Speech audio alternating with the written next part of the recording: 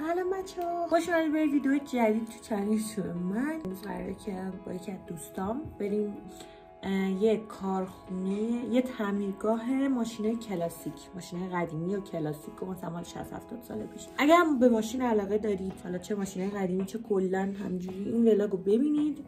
همین دیگه، لایک و سابسکرایب و کامنت و اینام نه. برم حاضرشم راه بیفتم برم اونجا بچه‌مون برمیارم.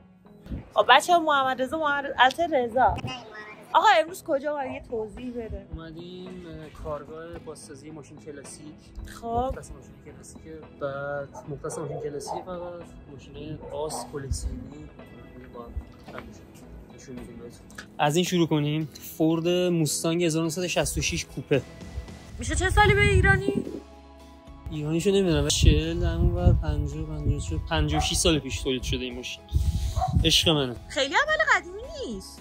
چه 56 ساله چی میگه؟ یعنی مثلا 100 درست حساب کردم 66 سال پیش، ببخشید 100 سال هم داریم مثلا ماشین 100 ساله به بالا اینجا نه اصلا وجود داره، هستش تو ایران. بعد از این تعداد خیلی کمی تو ایرانه.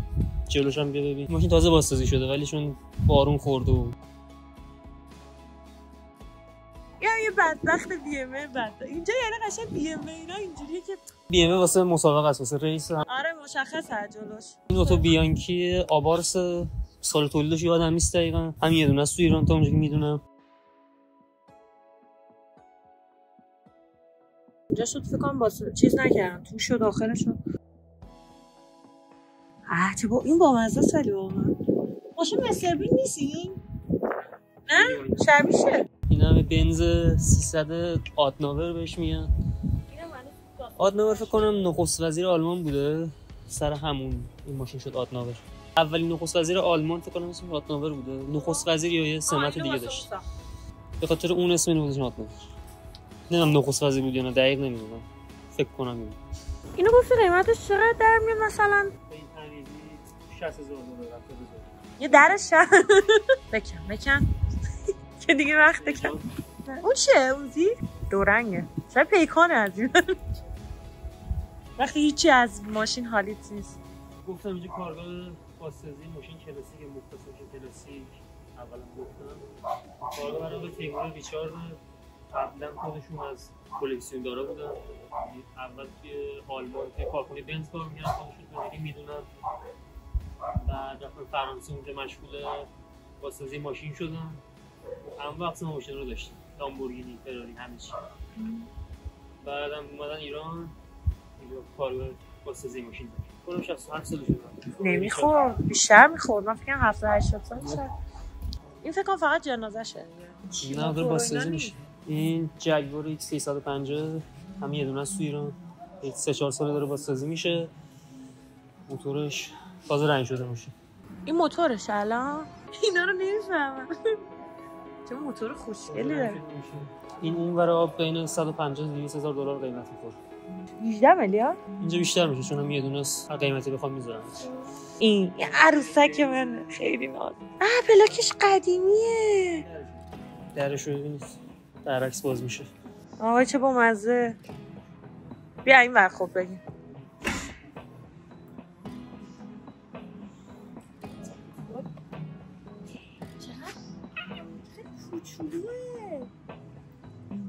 حالا اینکه خود خیلی مثلا خیلی ولی خب راضی نبود نیست. بله دندشون خب من رفتم.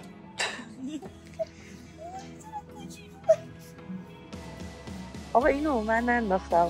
این بنز 280 اسی W111 واسه 1060 فکر کنم، سال دقیقشو نمیدونم، سال تولیدشو. 1060 ایرانی؟ میلادی. خیلی پس این قدیمیه.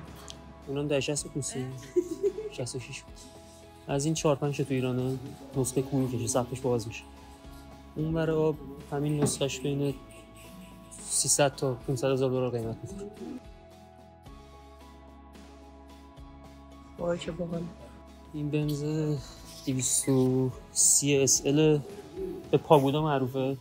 به چی؟ پاگودا یعنی چی؟ این فرم سقفش، حالا این سقف نداره، یه جوریه که شبیه سقف خونه‌های فکر کنم توی چین بود اگه اشتباه نکنم. حالا عکسشو سر میکنم بیارم نشونم. نمیدونم چین بود یا نه حالا دقیقاً. شبیه سقف اون خونه هاست که به پاگودا معروفه، واسه همین به این اتاق هم به پاگودا معروفه. این هم ماشین مستر بینه. این واقعا ماشین مستر بینه؟ آره مینیه. مینیه ماشین مستر بینه، فقط یه نسخه دیگه ش بود. یکم کاستر از اون. آره اون یه ذره فکر کنم قدیمی‌تر از اینه. جلوش فرق داره این با اون، عقبش ولی اینم باز بنز پاگودا. اینم خوشگله.